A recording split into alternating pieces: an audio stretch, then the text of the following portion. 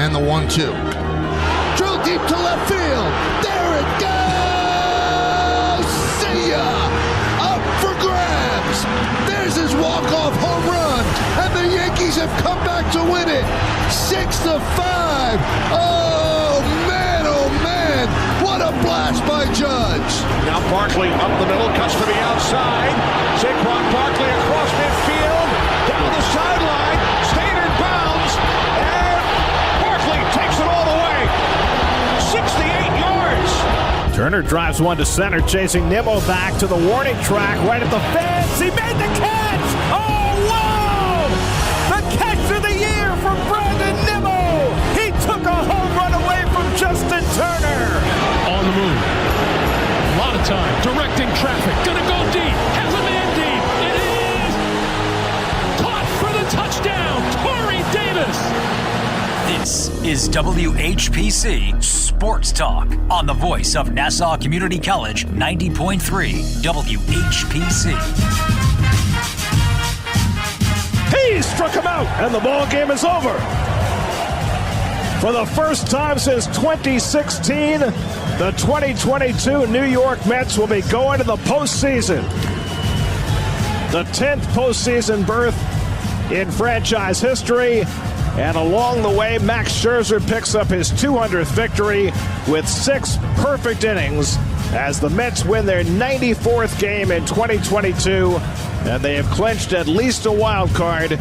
13 games to go, a 1-game lead in the National League East, and reason for at least a muted celebration tonight as the Mets have made their way into postseason play. What a Tuesday afternoon it is. Welcome to WHPC Sports Talk on the voice of Nassau Community College, 90.3 WHPC. Dominic Arbolino here, Matt Leonard, Joshua Imahi, Nico Each, and Braden Daniello. How's everybody doing? Tom, let me just say, I did not know you were planning on doing that to open the show. Chills. My entire body chilled. As a Mets fan today, I'm ecstatic. Yeah, I mean, you have to be. Yeah, that's the only way you could start the show. A nice Gary Cohen call. We had it twice in the intro, technically, or in our intro already, and then that one, you just had to. Gary gets you going. It was a long 6 years, wasn't it? Playoff drought for the New York Mets. Yes. It was a long time. Last time I was here, though, Braden was not very happy, so I want to see how he's doing today. Well, no mental breakdowns today. Thank God for that. He missed the big one, Don. He was throwing stuff on Thursday. was legendary. That was legendary. Understandable getting swept by the Cubs, but I guess for now they've made it up to us. I really should just go off on all my favorite teams because when I do, they seem to just play otherworldly. I mean, I've said this before. People in high places listen to our show, and we have power. Clearly. I mean, we've discussed this. Sandy Alderson stepped down like an hour after we called for it. The next thing you know, we made a joke on Friday. Hey, Tyrod Taylor should really look into that medical situation. And look what happened over the weekend. Tyrod's suing the doctor. Sandy heard me call out that he's actually the shadow GM with those BS trade deadline moves, and he's like, oh, they know. I have to Secret's step down. Secret's out. Everybody knows now. I got to step down. Sorry, Steve. 516-572-7440. It's the number if you want to call in, talk about anything sports. You can also join the conversation on Facebook Live. Just simply search 90.3 WHPC on Facebook. Go to our live and comment below. And then you can also ask Alexa to play WHPC. It's pretty easy. I may have just done it for you, depending on how you're listening in your home. You just go ahead and do that, and they'll be able to listen to us right away. Easy peasy, 1, 2, 3. You also, the Google Home, if you are a person with a Google Home, I don't know why, but if you are, the OK Google or the Hey Google works too. Yeah. If you happen to have the Google Home, which I know one person that has one, I don't get it. I think I actually happen to have one, but I think it's because it was free. Oh, okay, yeah. A lot of companies gave them out. Like Spotify gave me one for free. Exactly. I tried it and was like, no, Alexa's fine, thank you. Anyways, we're going to start with the topic of New York with the New York Mets. Last night, the New York Mets clinched a playoff berth with a 7-2 victory over the Milwaukee Brewers. This is the first time the Mets will be in the playoffs since 2016. Like us, although the celebration is on, the Mets still have work to do. 13 games left in the season, which is crazy. Josh was mentioning that before we were on the air. The Mets have a 1-game lead over the Atlanta Braves for the National League East Division. Braden, we'll start with you. What do the Mets need to do tonight to continue their 5-game winning streak? I obviously do what you did the last 5 games. I talked about this during the halftime show during the football game Saturday. Matt, Josh, by the way, great job with the play-by-play. Thank you. I talked about it during the halftime. I'm going to bring it up again. The Mets down the stretch in these last 2 weeks, essentially worth of games. If they keep playing the way they have been the last 5 games, I think obviously they'll be fine. But if they keep playing like no one is going to help them, they could really just. I think they could maybe put, and obviously with that 3-game set in Atlanta, they could really put themselves away from Atlanta, because I feel like Philadelphia, although like I said, we see like a lot of teams forget how to play the Braves when they play them. I feel like Philadelphia will give them a bit of a battle, but listen, the big series is the one with Atlanta. That will probably determine the divisions, but you just have to keep, the hitting's been great. The last 5 games of starting pitching has been, I can't say enough. I mean, you saw Scherzer the other night. I mean, the guy missed, just 1 start, but it looked like he missed 10 by the way he was pitching. He pitched phenomenal. So they have to keep pitching great. They got to keep, find the consistency now with the hitting. We saw it in the Cubs series and series before that against Washington, Pittsburgh. It was a little inconsistent, but these last 5 games has been incredible. It's very dry, to say the least. Yeah. You were not getting much production there. With the Mets, I mean, that series against Atlanta, it's the second to last series of the season for the Mets. The final one's coming up against the Nationals. But to me, again, that's just extra playoff baseball right there. I agree with you, Braden. 100% is going to get determined there. I don't think even the last series for each team would decide it. I feel like it's going to get... I feel like there's no in between. I feel like it's going to be a sweep either way, honestly. Oh, and the Mets Braves? Yeah, I really feel like either way a team is getting swept. Whoever wants it more kind of thing. It's going to be so nerve-wracking. Again, it's going to be extra playoff baseball. Everybody sitting here right now is going to be watching the television, watching the game, shaking. It's going to be like it's a elimination game, every single one. It's high stakes. Who wants to buy, or who wants to have an extra series? I can't stand, though, the series is being played in Atlanta. Yes, I mean, the schedule worked out that way. It happens, whatever. I would much rather, of course, feel more comfortable if it was being played at Citi Field. Yeah, but, definitely. I mean, the Mets got to take care of business no matter where they're playing against this team. Doesn't matter. All the Mets really have to do, I know we want them to sweep, even take 2 out of 3, but the head-to-head season series is important. The Braves are just 7-9 against the Mets. The Mets hold the edge there. If the Mets just win 1 game, they won the season series. Oh, that's true. If they end up tied somehow mathematically, that's win big. The division. That's huge. Ooh. So you brought up the sweep, Dom. The Mets just can't get swept. Just take 1 if you must lose the series. Obviously, we want them to take the series, but getting that 1 win at the very least is important. Ooh. And we now know, again, the reason why Max Scherzer did not complete or try to complete the perfect game was because they want to save him for that. They don't want to risk anything. Right. His first start coming off of a stint on the IL. Pretty underwhelming that he couldn't go for it. I'm not going to lie, but I think you have to understand the organization's moves, and you have to keep him ready for the postseason. I think part of me knew that he was coming out after 6, but the funny thing about it is, if say that was like the postseason wasn't coming up, and that's like at the beginning of the season, he had like 68 pitches. He struck out 9 of his first 18 faced. Yep. And he was doing it on a minimum pitch count. I was like, part of me wanted to see him go back out for the 7th. But also I know it was like, don't risk it, please, because if he goes down, I'm going to throw myself off my roof. Can I give you guys a hot take on the Scherzer decision, right? I would have pulled him after 5. I really would have. I mean, the 6th to me was, Buck even said it. He said Scherzer kind of asked him, can I go out for the 6th, kind of push to go out for the 6th inning, because they both knew there were no hits and no runners allowed or anything like that. Scherzer wanted to go 6th perfect, and he did. If I were Buck, I would have stood up and said, hey, you pitched really well for 5. We need you for a much more important role later on. As Braden mentioned, he only finished with 68 pitches, and I think that was the ultimate decider as to why Buck was like, okay, you can go back out there, because his pitch count was so low. And I think that made, that was important in the decision for him. I do have some audio from Buck Showalter just on the Mets making the playoffs and what's next. I'm just happy for so many people that have, the hard work put in by everybody in the organization, obviously the players.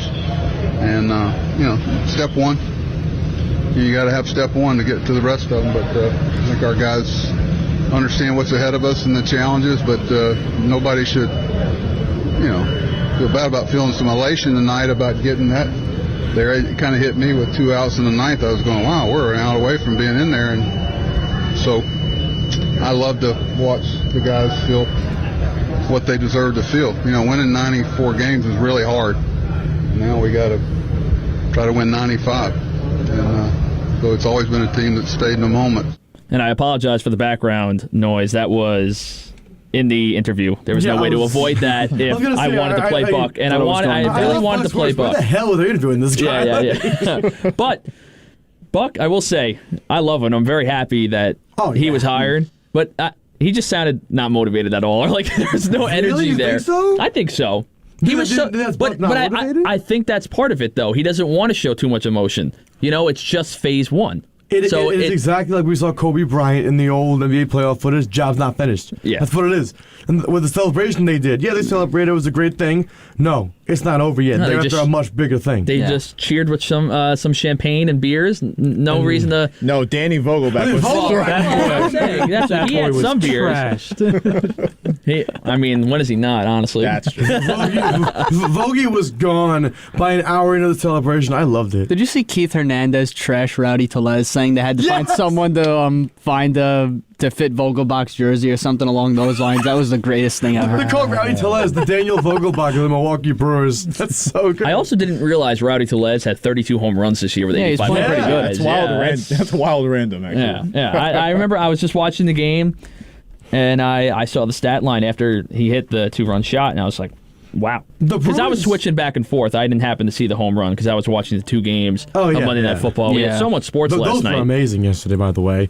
But the Brewers seem to find these guys. Like, remember Jesus Aguilar had that all-star season? He hit like 40-plus bombs. Those big first basemen seem to do well in Milwaukee. Then the next year, they're just gone. It's really weird. It's a bizarre phenomenon in baseball. The Brewers and their big guys, I guess. Any final thoughts on the Mets before we switch over to the Yankees, though? Anybody want to get anything that wasn't mentioned? I just want to reiterate, I know the division is the ultimate goal, but making the playoffs, this team, that's big. We talk about Buck Showalter and his job of changing the culture and really instilling a winning culture. Like, that's playoffs, year one, season one of his tenure is big. Now, we'll see how they do in the division race, but congratulations to the New York Mets. We've waited 6 years for this. Last time the Mets made the playoffs, it was James Loney, and it was kind of makeshift. Oh, God. We have some real players on this roster now. And last time in the playoffs, it was one game, and the whole reason the game was decided was a Connor Gillespie home run in the ninth. Remember that? That's amazing. I know his name. I will never forget it. Like I know Bill Vinovich. Yeah, exactly. And then my final thought for you, I'll give you on the Mets topic. This will transition us into our next topic. The Mets clinched the playoffs last night. Guess who still has yet to do so? Yep.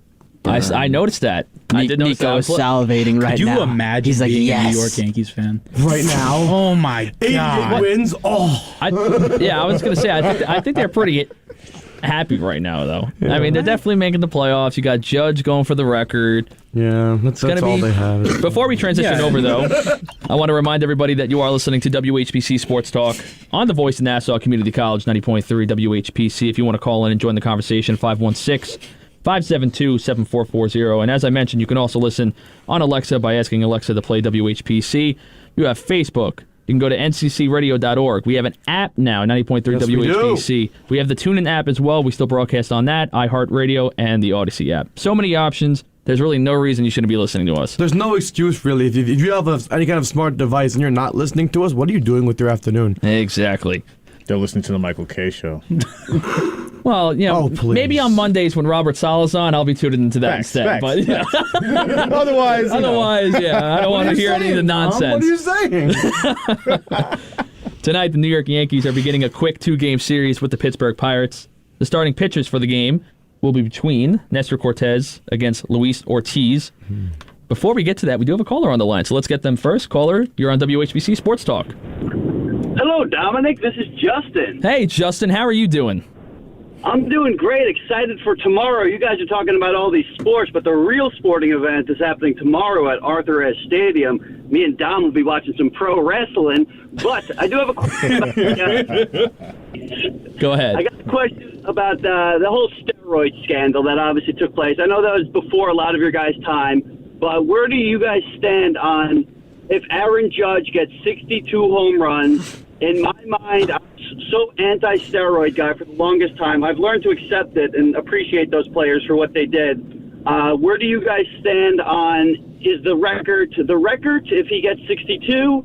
So I'm going to hang up and listen to you guys. Great show as always. Thank you, Justin. Appreciate the call. That's a good question. That's a fantastic question. That's a great question. Well, one thing I'll say is that I can really only hope that Aaron Judge is not going to be on steroids. I just want to put that out there. Imagine if he is. Imagine. I hope not, honestly. Because, again, Matt was talking about it off the air. We're just witnessing history right now. Oh, yeah. How can you not root for Judge to get 62? And, I mean, listen, even if he ends up being on steroids, hey, it's still impressive to do it. Barry Bonds, 72. Mm-hmm. I mean... 73 for Bonds that 1 year. Oh, that's right. 73. In 01. Yeah, that's the record. I'm looking right now. I have in front of me the all-time home run leaders in a single season.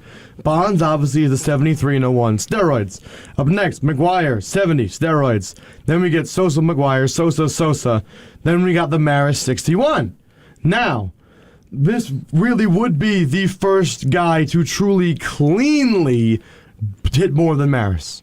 If he obviously, we don't think Judge on steroids. He's a huge human being. If he is on steroids, Nico's going to prepare an essay and come read it the next day. Oh, dude. He's dreaming of it. I'd be so happy if that news broke. But seriously, as of now, though, we likely Judge is not on steroids. And wow, and if you look at the names even below this, Maris is 61. That record before him was 60 by Babe Ruth. Yep. That shows that puts you into perspective as far as clean home run records. And that's when Judge a ground rule double was like a home run. Yes. and Judge is having such a great season in that we didn't talk about it until even a few weeks ago, maybe. This guy could win the Triple Crown. Yep. It's one thing to have a great power year, but none of these years ended on a Triple Crown like that. Judge is 1 point off in batting average from the leader right now. He's 316. Luis Arias of the Twins is 317. Yeah. And he kind of fell off a little bit, which is why, I mean, granted, he's still having a great season, hitting 317. He's not Aaron Judge. He was at like 341 for a long time. So that's really why everybody kind of forgot that Judge was in contention for it. And now as it got... not bad. Oh, no, I'm not saying it's bad at all, but... He was higher, which is why everybody kind of didn't realize how close Judge could be to it if that was to happen. Listen, I'm rooting for Aaron Judge to do it. I have no reason not to. First of all, I'm going to take the route that I've hated on a lot, but just New York sports in general. You want to see somebody like that control baseball. I don't care if it's for the other team. Usually I'm not like that, but in this scenario, when it comes to, having a historic season, hopefully not on steroids, I don't think he is. I don't think so. That would be the dream, in my opinion. Aaron Judge, you have to love him. And also... let's not forget, this guy's going to be a free agent. It's going to be very exciting to cover it the whole entire offseason. And a certain new-ish owner in Flushing, Queens has a lot of money. Yeah, exactly. So you never know. It could also work for Mets fans. Yeah, I mean, if we're looking at the Mets fan perspective, you want to sign Judge. You're rooting for him not hitting another home run. Because if he breaks the record, that price goes up. I mean, yeah, I guess so. You really want to look at it that way, but... do we think Steve Cohen, he would pay any price to make that statement, oh, we took the Yankees free agent and brought him to Queens? I would say yes if he didn't have to make decisions like Diaz and DeGrom in the offseason. If that wasn't on the table, I'd say for sure. I'm glad you brought that up, because this is kind of a different topic, but I feel like a lot of Mets fans... are focusing on Aaron Judge. Aaron Judge. But do you understand? We have Jacob deGrom to take care of. You have Edwin Diaz. Even a guy like Brandon Nimmo. Chris Bassett. Who Brandon Nimmo could be replaced by Judge if you really want to go I'd rather have route. Nimmo in center field. I'll be completely honest. I'd rather have Nimmo in center. I like his defense better. I'd like Judge more at DH. Which is something, too, I'd like Judge more at DH or in right. I love Brandon Nimmo's defense, and I've stood by that since day one. That's just my opinion. I want to hear because Matt is having a very interesting... What's your opinion on that? Okay. Aaron Judge is not exactly, like J.D. Martinez out there in center field. I know. I'm just saying. I like Nimmo. He's no slouch in center field. No, I know. Do you think Nimmo's defense in center being better than Judge's is enough to make up for the fact that this guy could hit you 50-plus bombs a year? Did Aaron Judge have fair point. Come on. Listen, I like Brandon Nimmo. Is so much more overwhelming. He's really had he upgraded his game, his defense especially. He's had a good year. But if you're asking me, do I want Aaron Judge for his price, which is going to be very high, or Brandon Nimmo? I hope 10 out of 10 everybody's taking Aaron Judge. Let's just talk like we're in the offseason here. Let's say he breaks the record. Then you're really asking the question of, okay, Nimmo's been a good homegrown talent center fielder, good story guy, didn't have a high school baseball team, worked his way up. Great story. But, hold on. But You can go for that, or you can go for the reigning AL MVP and home run record holder in the American League, Aaron Judge. True. Okay, so let's say that you then have to lose someone like Diaz or DeGrom to get Judge. Would you do it then? No. Okay, Absolutely not. and that's more like the priority. I feel like this team. I want DeGrom, and I want first. So that's why. You said Judge. Now explaining that, sure, yes, I agree with you there. Where I want to prioritize my guys first on the Mets, if you're Steve Cohen, over going to get somebody like Aaron Judge. It isn't even that to the Mets guys. I've always been about in baseball in an offseason, if there's a big free agent like that, yes, get them if your team is complete and ready. Yeah. If they lose a DeGrom, they lose a Diaz, guys like that, those are two key positions. I don't care. I mean, I want those two guys back, of course, but if they don't, fill those positions with somebody else that can do a semi-decent job. As we said on the show, and then Steve Cohen, explained it even more, there's no way Steve Cohen is going to get outbidded. No. For Jacob deGrom. It's just a matter of if he truly wants to be here. So. And beyond that, my bigger point I was trying to make is people love signing these big contracts, these players, and they deserve it. That's great. But remember when Robinson Cano was asking the Yankees for all this money and then went to the Mariners? They used the money on Cano to sign like 3 or 4 like key role players that helped them get to the playoffs that year. The money you can use all on one guy could be split up amongst guys that will cost less, and it is so much of a better investment. Yeah. I want to disagree so bad, because I really want Aaron Judge here. But would you rather him or DeGrom, Diaz, Bassett? That's what I'm saying. Who are going to be the same price as Judge? I want to disagree with you. Bassett at the beginning of the year sign a year extension? So isn't he locked up? It was arbitration for this season, I'm pretty sure. I don't know. I could have sworn after that. He might have an option somewhere. I'm going to look it up real quick. I could be wrong on it. You guys continue. I'm going to go ahead. Joshua, go. But yeah, I want to disagree so bad. But DeGrom, top flight starter. Diaz, lights out closer. You can't lose those two if you want to continue being a World Series contender. And I really want Aaron Judge here, though. Not just for the home runs, but the statement it would make. The Mets are here and they're ready to spend. If we're looking at big time free agents that are upcoming, not this offseason, even in the future, Judge is not the guy I'd pick. Obviously, the next 3 big ones are going to be Judge, and if Soto gets there, and if Ohtani gets there. They'll get there. I think they'll get there, too, with Scott Boras being Soto's agent, excuse me. By the way, isn't Scott Boras Brandon Nimmo's agent? He is. Yeah, so he's going to try to drive the price up on the Mets, no question. Scott Boras' thing isn't about driving the price up, it's just test free agency, see the open market value. I definitely think they should drive the price for Brandon Nimmo, though. I think he's a valuable piece of the team, and again, he's elevated his game this year and has proven to be a better player than he was in years past. So I think that's an answer. I do. So it includes a mutual option of $19 million for 2023. I would so pay him that if he agreed to. It's mutual. Well, he's got to agree. Yeah. So again, he's able to opt in. So I guess it's different from what I said. But yes, the deal happened. You guys are right, where it was arbitration and then the option of the $19 million. And I guess we're ending baseball soon. So let's get to the Yankees quick because we kind of got back to the Mets. So. We always do. It's fine. Yankees Pirates tonight. I mean, it should be relatively easy. You want to think. We saw the any Mets lose to the Pirates. Exactly. Aaron Judge, will he hit number 60 tonight? But also just your opinions on the game as well. Aaron Judge, will he hit 60 tonight? If I had to guess, I'm going to say 60's happening tonight. I mean, people 61? Oh, I knew you were going to ask that. I'm not going that bold. You had to have a follow-up to it. I'm not going that bold. He will not tie it tonight. He will tie it in this Pittsburgh series. And I want him to break it at home. I want him to be in front of the Yankee Stadium crowd when he hits 62. I want that so bad. For the history. You don't want to be in the city, though, if you're going to. I'm saying, if you're not going to be at the game, stay home. Don't go out anywhere. You're going to see a lot of intoxicated and crazy fans celebrating, that's for sure. Stay off the roads. They're not going to be good.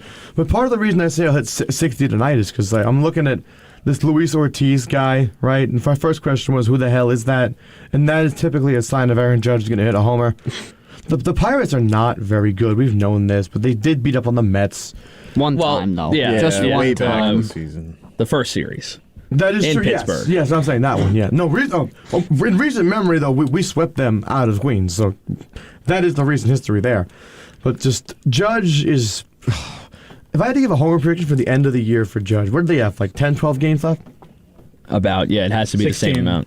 16? Really? 16. The Yankees have that many left? The Mets have 12 then. Yeah, it is 16. Yeah. Really? Wow. Wow, they must have makeup games then. And the 16 games then. Oh man, Judge is going to hit 65. Yeah, I think that's a safe bet to at least guarantee 65. I think 67 maybe. I'll be He will bold. not 67 hit 70. maybe. I'd bet money he won't go 70. Under 70. If he wants to convince me he can hit 70, he needs to hit like 3 tonight. That would be a statement. That will change it. At least 4 in this 3-game set. That'll make me go, okay. Yeah. Like if he breaks the record before he gets back home, I'll go, okay, now the Barry Bonds chase is on. Listen, but do I think he can hit 70? I do. Would I put my money on it? No. We saw Judge at one point this year hit 8 homers in 7 games. That was the stretch he was on. If he somehow puts that together, like I said, Barry Bonds better be on lookout. That's all I'm going to say. If Judge gets as hot as he can be, Bonds better look out. And final thought for the Yankees, another injury, by the way, Frankie Montas. Trade deadline. Oh, no! Yep, the 15-day IL. Oh, no. So you want to get him perfectly healthy. You want to get him nice and healthy come playoff time. This Yankee season has been such a wild ride because even when they're starting to play well again, another injury hits. They're so banged up. Yeah. And even if you want to say they get hot into October and your confidence is higher going up against the Astros eventually in the inevitable ALCS. Oh, yeah. They closed their division last night. Yeah, so... And the top seed likely will be them. Yeah, it runs through Houston very clearly, so... But they're just so hurt. Yeah, but to be fair, Montas hasn't been great. He hasn't been terrible, but he hasn't been like... He definitely hasn't added what they wanted him to. No. Yeah. So it's not like they're going to be losing too much from the team they have right now, but, I mean, you never want to see a guy get injured, especially who was picked up at the trade deadline, hoping to help them make a playoff push and be able to be used in the playoffs. So that's what you're hoping for. Can I give you a final thought on baseball as a whole? Go ahead. Aaron Judge and the whole Barry Bonds thing, we're talking about, the Roger Maris record's obviously the first one, but we've used this line about division leads, and I'm going to talk to Barry Bonds directly. Barry, if you're listening, first of all, big fan. Second of all, objects in the rearview mirror are closer than they appear. I'm just going to leave it there for Mr. Barry Bonds. Alrighty. Judge is coming. I want to remind everybody that you are listening to WHPC Sports Talk on the voice of Nassau Community College, 90.3 WHPC. 516-572-7440 is the number if you want to call and talk about anything sports. You can also listen to German Hit Parade coming up at 5 o'clock. Half an hour we have left, and then German Hit Parade's right open. German Hit Parade moves the needle. Does it? It does. Very nice. Actually, did you have a final thought before I went in there? Do you want to get it out? Nah. I mean, I was on. You have something in that head of yours. Go ahead, quickly. Yeah. Before I was on Baseball Reference, and I was looking at the home run leaders, and I haven't seen a picture of Sammy Sosa dark skin in a while, so I was just. I just wanted to. You're like, oh wait, that's actually what Sammy looked like when he played. I was gonna let that thought slide, but y'all got it out of me. That's incredible. Dominic Arbolino, Matt Leonard, Joshua Imahi, Nico Each, and Brandon Daniello. Just in case you wanted to know who is on the show today, making these comments. Not Sammy Sosa. That was Joshua Imahi for the record, anybody that can't see us. Ah, yes. Threw him under the bus, man. Own it, Josh. Let's get to the NFL now. I back you, but own it. It was me. It was I. The New York Giants are starting off the 2022 NFL season undefeated with a 19-16 win over Baker Mayfield and the Carolina Panthers. Now, everybody knows here that I'm a Jets fan, so maybe you're a little shocked. Why am I not starting off with the Jets? Well, yesterday on WHPC Sports Talk, on our sheet. 4 to 5 p.m. Eastern Time, by the way, if you needed to know when, I heard from a little birdie who is at WHPC. I'm not going to name names, though, because I'm not going to throw them under the bus here. We can't reveal our sources. They told me that Ross Levine. Was he negative again? Oh, yes, he was. Complaining about the Giants and, being 2-0, Daniel Jones. Well, he complained about Daniel Jones, which I get. But I can understand a little bit. Jones. Okay, but you're 2-0. You're 2-0. So I hope Ross is listening right now. I would love for you to call in. Again, the number is, if you don't already know, 516-572-7440. Please, I just want you to explain yourself and why be negative about the Giants as a whole. I understand Daniel Jones, whatever his play, but they're 2-0. You're starting off the year, a year which nobody expected you to, who knows, even win 2 games. You could say you don't know with the team. You got to be happy with Brian Dable and how this has started. Daniel Jones has done enough to win you 2 games. I do not know if you listened to all of yesterday, Josh. He has. He's the quarterback. Technically, he has. But here's the thing that I just... Listen, Daniel Jones, I agree with Ross what he said because I listened back a little bit yesterday. I agree that he is not the future of this franchise. Oh, no way. 100% I agree. But he's your starting quarterback. You're 2-0. Yeah, the defense, of course, the defense is a strong suit. Saquon Barkley had a terrific game week 1, not so much week 2. He's still your starting quarterback. He's doing enough, even if it's in your eyes very little, he's doing enough for them to win. They won. Very small margins. 1 point week 1, 3 points week 2. I'm just saying. I don't even want to hear. What, do you have stats for me? No, I want to put something in perspective for Giants fans here.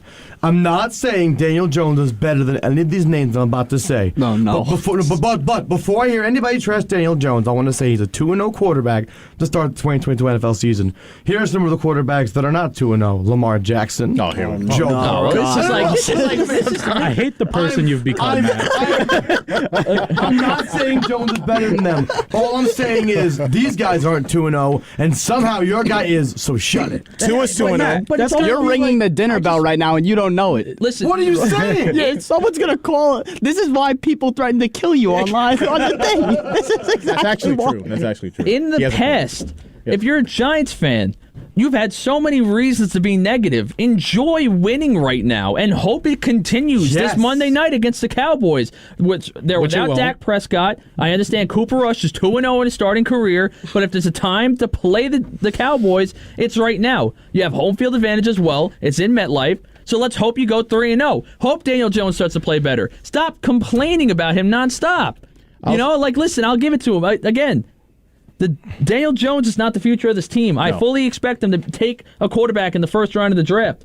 But you're winning football games right now. Have that mentality of you want to win now and win the games. Don't think about the draft. Oh, this is going to ruin our draft pick. You're 2-0. Hope it continues. The Titans, I'll say this. If anybody's going to say, well, they won against two below average teams. Okay, I can agree with that. The Titans this year are not going to be the same team. They showed it last night against the Bills, getting absolutely destroyed, and they lost to the Giants week 1.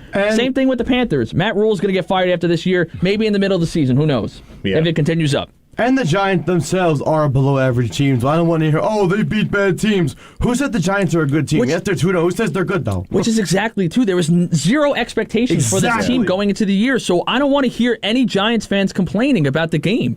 Like all of us here in the room, as football fans and the teams we are fans of, we're all 1-1 right now. The Giants fans are 2-0, and they're somehow sad. Yeah, that's all I'm asking for. It's not even anything really against the Giants fans. I just don't want to hear any negativity. Enjoy 2-0. Hope the undefeated season continues. Enjoy it. Do you imagine they go on some Cinderella run and Giants fans would still be like, I want C.J. Stroud. Yeah, exactly. Daniel Jones, he's still not the future, though, even though they're 6-2. He could win a Super Bowl and they'd hate him. I'm telling you. I absolutely agree with you, Dom, that they should not be rooting for losses, especially a loss against the rival Cowboys on Monday Night Football when you have a chance to go 3-0 and make a statement. On the call. Exactly. You can't pass that. The GOAT. But I'll take you inside the perspective of one of the Giants fans. My friend Sab, huge Giants fan. I told you, Matt, she's like the female Ross. You doing shout-outs now? Yes. Is that what we're doing now? I'm kidding. Shameless shout-outs, yes, man. But yeah, she says... I'm on the radio. Okay. she maintains that, she's obviously happy they're 2-0, as most Giants fans are, but there's a fear that the Giants team isn't that good, and 2, even if they are really good, like the surrounding pieces around Daniel Jones, the offensive line, do you guys know Daniel Jones has he leads the league in time to throw? Over Kyler Murray? Yep. That's what we witnessed. Are you serious? That's how improved the Giants' offensive line has been. He still has played like that? And that's why it's even more the case that he's not the guy. Do you think maybe it's a result of too much time to throw, and that part of playing quarterback is quick decision making, right? Yeah. Do you think maybe he'll see an open receiver and then be like, wait, let's look somewhere else, and then overthink it and throw it in the wrong spot? He's definitely in his head the way he's playing, and I can see that, but regardless, he leads the league in time to throw, and he's still not really producing. So Giants fans are saying, the offensive line has improved. The defensive line has improved. They're getting Ojulari and Kayvon Thibodeau back soon. Monday. Yeah, hopefully. That defense is really good. I like what Wink Martindale is doing. But losing Leonard Williams hurts. That's for sure. There's this fear among Giants fans that the team is really good, but Daniel Jones is really not. And they're destined for like this 8-9 record in the middle of the pack, maybe 7-10. 8-9 as a Giants fan with how this year was supposed to start, I'd be thrilled. You'd be thrilled? 8-9? But did you see Joe Shane's face in that locker room while Brian Dable was giving the speech? All I'm saying is we all gave the Giants, 5, maybe 6 wins this year, right? Yeah. 8-9, if you're a Giants fan, I'd be ecstatic. But the point being, Dom just said they need a quarterback. Daniel Jones is not it, regardless of what happens this year. That is true. No, I think 8-9 is the worst case scenario. That's scenario for the What do you Giants. mean worst case? Because if you're going to go on this run, you either want to have an amazing season where you make the playoffs and do 2-0 something. is not an amazing run. This as a Jets fan, this is a scenario that I've lived through way too many years. You want them to just get over that hump. You just want to win games. Winning games makes your team better, helps them grow. Losing constantly is not going to do that. Stop begging for a top 5 pick. That's a loser mentality. You're going to get nowhere with it. I hear you, but then you have to hit on the picks. Your team has the quarterback, though. No, your team does have the quarterback. I hope so. Maybe not the quarterback, but a way better one, potential-wise. He's the quarterback in their plan. Correct. Yes. I agree. I understand already that. out the door while he's playing games. I also think I don't see this as a scenario where it could really happen. But you're bashing on, Giants fans bashing on Jones, whatever the case may be. What happens if? Okay, fine, you fall short of the playoffs. But now it comes to the contract negotiations. They don't have to re-sign him. No. You could, and I don't think this is a scenario because they're scared of getting locked up into this big contract. But you just think about all the possibilities of a tag and trade. I don't think that's going to happen. I don't think anybody's going to want to take that Who's tag going to want price. to trade for Daniel Jones? I'm just saying that's why you root. If you really still want to move on for him, you hope he at least plays a decent enough where someone might want to take him. How many teams do you see take a 1-year flyer quarterback? I mean, the Panthers do it every single year. The Commanders this year with Carson Wentz. I'm just saying, I just feel like it's a lot of teams. We see the QB carousel every offseason go crazy. So I can see that. For Who me, knows where the Niners are going to be next year? For me as a Jets fan, I've finally gotten over this thing that I just want them to constantly lose, and I don't see a future, whatever. I don't think anybody as a fan should be really thinking that way, and especially when your team is 2-0. That makes zero sense to me, and I will die on that hill. We do have a caller on the line. Caller, you are on WHPC Sports Talk, and I know who it is. Yes, it's been such a week, such a crazy week for football. I don't understand these Giants fans. They should be happy they're 2-0. My good friend Eric, who used to be on this show, love Eric. He was ecstatic when they were on that Joe Judge run in 2020, when they were doing really, really well. He would be over the moon. I don't understand people that are so negative about this. Yeah. Speaking from experience, talking to Eric during those days, he was ecstatic, and I was like, why? I think you want to just root for, again, winning makes your team grow. It makes them better. It adds chemistry. When you're on a losing streak or you're constantly losing, it does not help morale. I've seen it plenty of seasons. Way too many for my liking. I'm begging Giants fans to please just watch the game, be excited, and hope you win. We're not asking you Giants fans to wear your Daniel Jones jersey or anything. You also have a guy like Brian Dable as your head coach now who is never going to give up. He's the good. I want you to say that. I want everybody to know. If a Giant fan right now is listening and you want your team to lose, that's not going to happen. You need a new head coach then. You need to get Joe Judge back. Which, remember, I could go off on Giant fans right now. Yeah, let's keep Judge. Fans, yeah, I'll take Brian Dable. I take him. Even though I still like Brandon Staley, I take Brian Dable. Well, now you're worrying about your guy Justin Herbert and how he shouldn't have been playing at the end of that game. But he should have been. I think it was his decision. I think it was Herbert's decision. What happened, Zach? What was that final comment before I let you go so we can move on?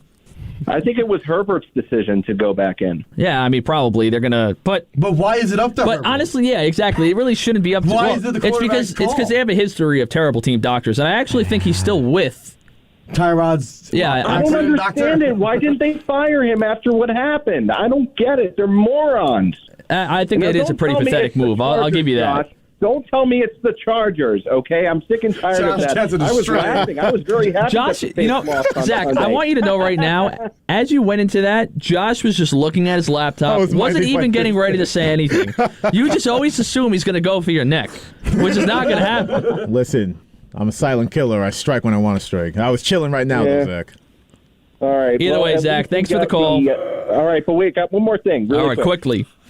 All right, I do think the Chargers will win on Sunday against the Jaguars because the AFC South is probably the worst division in football. I think all 4 teams are really, really bad, so I think we got a huge advantage on that. Yes, I think you do as well. We actually are going to get into the AFC South conversation in a little bit. I do want to... Great transition by Zach without even knowing what's on our sheet. That's exactly. Perfect. Unfortunately, we're not getting to it right now, though. That'll be in a little bit. But okay. I want to go to the Jets now. Yes. I think I've got my Giants anger out of here. So... last Sunday, the New York Jets did the unthinkable. With 1:33 left in the game, the Browns browned all over the field. Even when they win, Matt got to get shots. Please don't interrupt me when I'm introducing a topic. And the shot, unnecessary, from a Packers fan. Whew. Same record. They were winning. Yeah, the same record, but I don't need to hear it from that. If it's a Patriot, Bill, a Dolphin fan, sure, I understand. Packers, irrelevant. 30-17. Somehow, some way, the Jets ended up winning the game 31-30. Joe Flacco threw for 377 yards, 4 touchdowns, and 0 interceptions. Quite the turnaround from Week 1 against the Ravens. Yeah. So I pretty much just wanted to give my thoughts on here because I wasn't on yesterday, so I wasn't able to just dive right into it. As I said, I thought about calling in, but I was too busy listening to Salah. What did he have to say yesterday? I'm curious. What did he think of the win? He was very excited, celebrated. Good. But move on. Move on time. I like that, though. Yeah. Week. It's just one win. Get more of them. Yeah, exactly. Something I want to talk about, though, is Garrett Wilson. That's where I want to start off because he was barely on the field Week 1. It wasn't in the game plan, LaFleur and Salah said, to get him on the field, which made absolutely no sense. Round 1, pick 10. That's where you got him. He needs to be playing every single down, and he showed it this game. 8 receptions, 102 yards, and 2 touchdowns. The final one was the game winner. And I couldn't ask more for this already. I see wide receiver 1 potential right away from what I saw. Everybody also is comparing him. I don't know if you saw it. DJ Reed. Somebody else said it. I forgot exactly who it was, comparing him to Justin Jefferson. In just watching him. They're not off base either. Yeah, I said it too when I was watching. I said, I don't want to get ahead of myself, but I've seen a lot of Justin Jefferson, and the way he's just avoiding tacklers, the route running, the catching ability, everything about it reminds me of him. The greatest type of respect a player can get is the respect from their peers. So the fact that you have multiple players in the league saying they see Justin Jefferson in you as a rookie, your second game. If I'm a Jets fan, obviously if you're Garrett Wilson, you're over the moon. But if you're a Jets fan too, you have a real bona fide weapon for when Zach Wilson comes back, and obviously Joe Flacco's enjoying that now. 2 bona fide weapons, because Elijah Moore is really, really good in his own right. He's so solid. I picked him as my breakout player before the year. I still stand by that. I think he's going to have a 1,000-yard season eventually by the end of the year. But yeah, Garrett Wilson and Elijah Moore, if those are your top 2 Jets receivers for the next even 5 years, I'm sure Jets fans just thrilled. And their running backs and their offensive line played better than they did last week. The Jets... the weapons they have, it's impressive. Whether Zach Wilson really is the guy or not, he doesn't have to be that level super elite top 5 quarterback. With this level of weapons around him, he can be kind of give a game manager type. I don't think he will be. I think he'll be better. But he could be a game manager and get away with winning games. Yeah, the rookies really stepped up in a huge way. Obviously, Garrett Wilson, as we mentioned. Breece Hall, rookie running back. Yes. Second-round pick out of Iowa. Or Iowa State. I forgot exactly which one it is. It's Iowa. We don't care. Anyways, he had a touchdown. But then also, rookie right tackle Max Mitchell. He is not getting talked about enough. He's playing. He had a good game against the Ravens, and he had another good game this week holding up against a very good Browns defensive line. He also fell on top of the Tyler Conklin fumble during that fourth quarter drive. I think it was the Corey Davis big shot with the blown coverage by the Browns. Right and before, that is huge. That is huge to think about. Just there are so many moments during this game. I texted my girlfriend, I think with 1:45 left in the game, I said the Jets lost again. Because it was a 0, according to ESPN charts, 0.01% chance the Jets lost because it's 2 scores. I mean, you have to think an onside kick, that's not happening. Right. Just thinking as an NFL fan, it was very unlikely it was going to happen. And then I saw everything starting to happen. I said, okay, I'm not texting her again. I'm just gonna, until it's over, I'll send another message. Dom, can I get your opinion on something? Go ahead. What did you think? I need, because this is a big topic, and it kind of like, it's mind-boggling to me because it seems like it's an obvious answer. What did you think about Nick Chubb scoring the touchdown with a minute 40 left? Oh, it shouldn't have happened. But, okay, so if you had to place the blame on the Browns, would it be on Chubb? This is an obvious. It should be. We had a call in yesterday and bring up that the Jets shouldn't have even been trying to stop him if he wanted to score. Salas just told his guys, hey, if he wants to score, let him. Well, I guess, yeah, I mean, he's not wrong because scoring gives them the opportunity then. As Joe Flacco said after the game at a press conference, he said, once Nick Chubb scored, he goes, that's not supposed to happen. That's what he said because it's true. You should have just sat down, inbounds. That's it. It's game over. Slide, just have no game over. That's like Madden logic. If you've ever played Madden, because you're not on the football field. You're playing it, and you're like, oh, let's score more. Let's just keep scoring, and then it ends up costing you. That's what happened here. And yeah, I agree. I think Nick Chubb should have not scored. I mean, that's game over right there. You have players like Leonard Fournette tweeting, "Oh, I promise I'll get y'all more fantasy points next week." I wonder if Nick Chubb is like. He had a fantasy. Well, I had him in fantasy, so he must have done something for me. Now, his week 1 was a fantasy dud. Let's be real. I'm being half serious here. Okay. But like maybe in the back of his mind, I'm like, I could slide down, but I really don't want angry tweets from wild fantasy football players saying, "Why didn't you score? Why didn't you score?" And his Twitter mentions all day. I think what he was thinking is he wanted to score just for himself. It was a little bit of a selfish thing, and also he thought of it as kind of like a dagger. Like if we score and put up these points, no way the Jets come back from 2. If I'm going to be honest, I don't think it was for himself. I just think it was a dagger. Yeah, I scored, it's over. You have to rely on the defense at that point. This is a Jets offense that's led by Joe Flacco. If you can't stop, and listen. And it's funny because this is a game that in the past, like we've seen with the Mets this year, they've won games that they would be on the other end of the season. This is a game the Jets would probably lose in past seasons. That is just 100%. But it's, they score 2 touchdowns in a minute 07? Yeah. I mean, with Joe Flacco, like in the back of your head, I'm like, okay, I wrote down, like here, Dom, you could see. I wrote down, Jets go 0-2, Nick Chubb torches the defense for 3 touchdowns, and I was writing it down as he launched the touchdown to Corey Davis. I'm like, all right, hold on. The last minute 7 of me of the game was, you ever see the Garfield meme where he's like clicking through the channels and stuff? That was me, and like the final, I was like, what? Wilson scored. I think I jumped and freaking leapt across the couch. But it's things like that. Cade York misses the extra point. I was going to bring That's huge.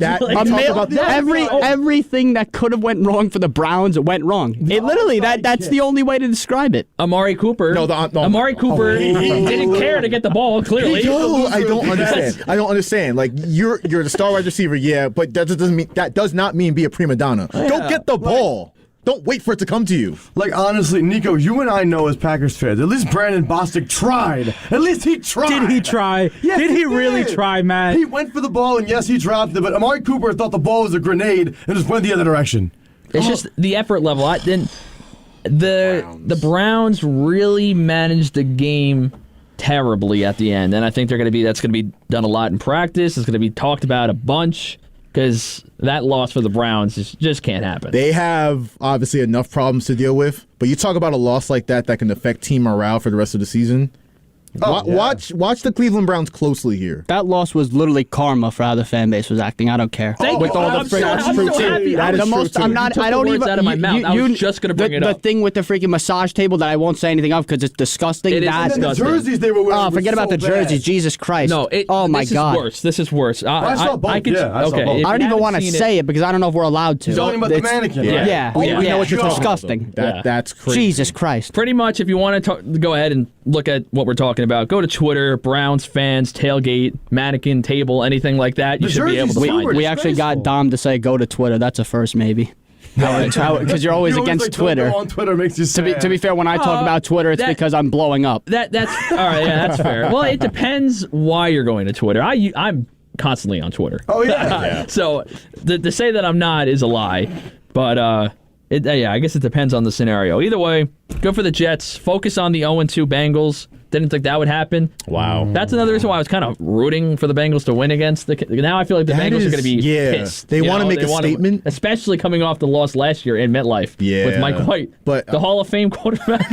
Regardless of all of that, the jerseys in Canton. Regardless of all of that, though, that's going to be like don't be surprised if that's the game of the week this week. Well, that'll be must-see in terms of TV. competitiveness. And it will be Flacco, right? Unless something happens catastrophic. It's already Flacco. No, I'm saying unless something catastrophic happens. They should just play Mike White. Mike White returns just to play Cincinnati. Just to play Cincinnati. Why wouldn't you play him? I would have been rooting for Mike White to play this week if they lost the game. But after the way Flacco played, there's no scenario unless he gets injured in practice for whatever reason. I'm going to knock on wood for once. It's crazy I'm saying that about Joe Flacco. But after what I saw from him Sunday, again, yeah, it would be crazy for him not to start. He definitely is. I was planning on going because Nick Mangold's getting inducted to the Hall of Fame. So I want to see that at halftime, but I'm not anymore. Because I saw Joe Flacco week 1, and I don't want to spend my money again and risk it. I mean, the big difference, though, we all said it. Week 1, he threw the ball 59 times. Of course. They had a much more balanced game. Yeah. And this week, he threw way less than that. He was able to move the ball very efficiently. And also, the Jets' defense had a better game week 1, and then they looked awful week 2. That's kind of weird. That works, right? And they somehow won the second game. Yeah, well. That's football. Lamarcus Joyner, final thought, I never want to see him on the field again. Oh, my God. He was ranked 110 out of 112 of all safeties this week. There are 112 safeties, and that guy's 110? Yeah, at least from this week. For as good. What is that? I don't know. I only saw the 110 because, again, I'm constantly on Jets Twitter. I didn't see the rest of the numbers. Is that the Pro Football Focus thing? Yeah. That include backups, too? Probably. Yeah, he was terrible. God. It's really a shame because you talk about the Jets secondary. The guy that didn't play played better than him, is what I'm being told. It seems like he's also being played in the box, which is weird because I'm pretty sure they signed Jordan Whitehead to do that. That's where he's best. Yeah, exactly. And he hasn't looked good this year because he's playing more zone coverage where I don't know. It's weird with the Jets safeties because as good as the Jets corners are, I think that's going to be the tandem for years to come. They got to figure out that safety position and fast. Yeah, I could definitely see them adding something in free agency. I can even see them calling on Jesse Bates in the offseason. But again, that would require paying a safety, which we know Joe Douglas doesn't want to do. Not again. Yeah, not exactly. Again. So let's... Although that guy's doing so well in Seattle that it makes sense. So he's having a great season, Jamal Adams. Yeah, he's out for the year. I kind of feel bad for him. I do not. I was a big Jamal Adams fan. I kind of feel bad for him. I have two signed Adams. Yeah, I was rooting for him to get drafted in 2017. I was ecstatic. On this, well, actually, it was called a different name, but I called Jamal Adams falling to 6th and the Jets drafting him. So but I take I'm pride in definitely that. sure, though, now you appreciate what you got out of him in the return. Way more than the draft. An absolute fleece from Joe Douglas. Wow. A masterclass. That's it continues to just improve for the Jets forever. We have about 5 minutes left, so I just want to quickly touch on the AFC South. So the Titans, as I mentioned before, got destroyed by the Bills on Monday Night Football. The Jacksonville Jaguars now hold sole possession of first place in the division. Oh, brother. Oh, my God. The whole division, as Zach mentioned on the call, underwhelming. Nico, I want to start out with you. Who's going to come out on top of this division? Jacksonville. It's a lock. It is a lock. I'm going to be honest with you. Right now, I mean, it could be an overreaction, which is 2 weeks into the season, but it's not crazy. Look at the Colts last week on Sunday. It was awful. Future NFL MVP Trevor Lawrence is going to lead this team to a 10. I don't know about that this year, but I do agree with your initial point of Jacksonville possibly winning the division. They're going to get at least 9 wins this season, at least, and that's definitely enough to win it. That is literally going to win them the division. I will say this objectively: Doug Peterson has Trevor Lawrence looking real good. Yeah. Looking really, really good. And the weapons around him now that he didn't have last year. Christian Kirk, we all said, he ruined the receiver market. He did. That may still be true. He did, but he's playing well. Money. Yes, he's playing well. Love the Jaguars. The Titans, though. Oh, my. I mean, they are god-awful. They are so bad. I was watching the game last night, and it was as if Josh McDermott was going to Jacksonville. Here, Jacksonville, take the football. And Jacksonville was like, no. We'll just give it right back to you. They muffed, 2 punts? The offense... Vikings legend Case Keenum, which Josh knows so well. It was so much of a blow. I'm sorry, Josh. I'm sorry. I just had to make a point. It got so bad that Case Keenum played the whole fourth quarter. Second straight-up call. And Ryan Tannehill was removed. That's the second. Didn't Malik Willis come in? Am I wrong on saying that? Malik Willis did come in at the end of the game. Ryan Tannehill is washed. I feel like everybody kind of saw that happening, even in the performance he had last year. I mean, Derrick Henry's good, but he can't do it all. No. The Bills have a better defense, so Derrick Henry's not going to be able to just run all over them. I saw the weirdest tweet that I thought at the time was weird, but now I thought, this could make some sense. People asked, or someone asked on Twitter, are this year's Buffalo Bills last year's Georgia Bulldogs of the NFL? And I said, what the hell kind of comparison is that? Then I went, wait a minute. That defense is so good, and the offense can surprise you in so many ways that it kind of makes sense. Yeah, I mean, they're a Super Bowl favorite for a reason. They listen, we talk about teams that get a lot of preseason hype, and we usually see them like flame out or something weird or catastrophic happens. It's week two. But they look incredible. Oh, absolutely. Through 2 weeks, and I know it's just 2 weeks, but this is the preseason favorite, and they've impressed football fans in every single possible way. Every single possible way. Yeah. Defense has gotten better. Now, the one concern I would have is that given how their season ended last year with the 13 seconds and all that, you have to execute better in big spots, and you're not going to have big spots in regular season games. But they look great. I'm telling you this right now. They definitely spent the whole offseason making sure that they're going to have a much better game plan for that if it becomes available. For sure. Yeah. Don't sag off 20 yards off of Travis Kelce and Tyreek Hill when the Chiefs have timeouts. Just try to. Oh, man, that's just real quick. Tyreek Hill, Jalen Waddle, and the Dolphins. Oh, man, what a game. What a week two, honestly. There are plenty of comeback victories. This is the beginning of the whole year. Exciting games. Wild. Just to really end on an exciting note. The Dolphins. You have to be excited if you're a fan. Unless your car got ruined last week or 2 weeks ago. Mike McDaniel he has Tua and those weapons, and the speed on that offense, it's like watching the 2019 49ers that made it to the Super Bowl, but even faster. To me, it reminds me of, I forget, what was 2020 Lamar won MVP? 2019. That year's Ravens, too. I mean, Tua obviously doesn't have the legs like that himself. The speed and the running on that offense, oh my God. I will say this, though. Watching some of the games, some of the clips, Tua still underthrows them just a bit. Oh, come on. Thank you. He does. Man. He does. Listen, Tua's playing very well. Very well. But he still underthrows them just a bit. That's not as bad as people tweeting, none of Tua's 6 touchdowns impressed me. Stop. Come on. Yeah, that's ridiculous. The comeback victory alone is enough to impress anybody. Did you see people are actually flipping the video of Tua in an inverse image? So they're like, as a righty, he doesn't look half bad. To convince themselves that Tua's good. That's so sad. Listen, he is good. In the offseason, I had fun. Tua turned the ball over, Tua noodle arm. There's plenty of different names you could call him. But listen, right now, 2 weeks in, looks pretty good. Bills Dolphins in Miami this week. Ooh. That'll be a very good one. That should I would expect that's a prime time. That's a nice 3-0 Or is it 4 o'clock CBS? Looks like 4 o'clock. Because I feel like then everybody would have access to that. 1 o'clock. What the? So never mind then. We'll be stuck with the Jets. You mean the 1-1 New York Jets led by legendary quarterback Joe Flacco? Thank you. That's the type of positivity I need. Game. Let's go. For Matt Leonard, Joshua Imahi, Nico Each, and Braden Daniello, I'm Dominic Arbolino saying thank you for listening to WHPC Sports Talk on the Voice of Nassau Community College, 90.3 WHPC.